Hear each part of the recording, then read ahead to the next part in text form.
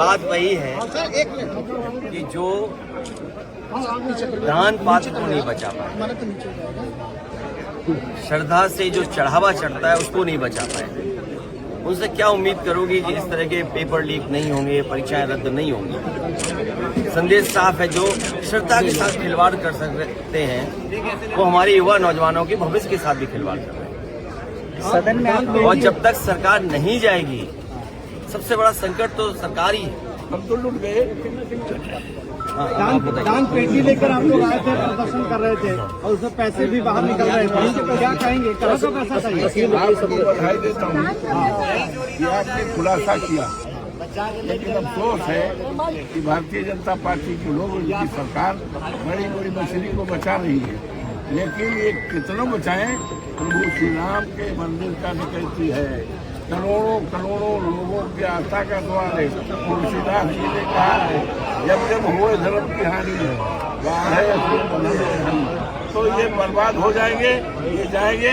अयोध्या से सरकार आई है, अयोध्या से जाएगी और 27 में इतना है, उसकी शुरुआत माननीय अखिलेश यादव जी उत्तर प्रदेश के मुख्यमंत्री बनेंगे।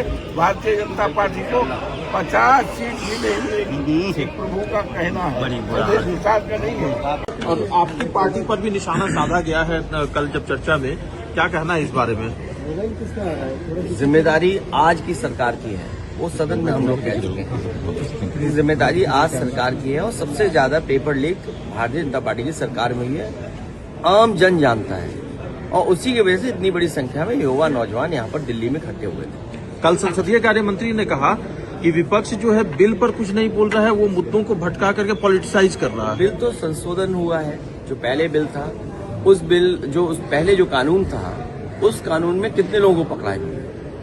20 तो पेपर, 20 से ज्यादा यूपी में हो गए, तो उसमें कितना पकड़े गए ये बताइए आप। सरकार ये बताए कितनों के खिलाफ कार्रवाई हुई है, कितने पकड़े गए। जब सरकार खुद ही शामिल होगी, उनके दल के लोग खुद शामिल होंगे, तो क्या उम्मीद करोगे आप कानून से? अखिलेश कॉकरोच जनता पार्टी फिर से कह रही है प्रोटेस्ट करेंगे अगर जो है प्रोटेस्टर्स को हैरेस किया जा रहा है, उनके खिलाफ केस हुए हैं सुप्रीम कोर्ट। जी सर, इसीलिए कहा कि सदन में स्टेटमेंट एक बार आ जाता और सरकार ये कह देती किसी पर मुकदमे नहीं होंगे, किसी के खिलाफ कार्रवाई नहीं होगी, तो बात साफ हो जाती। धन्यवाद।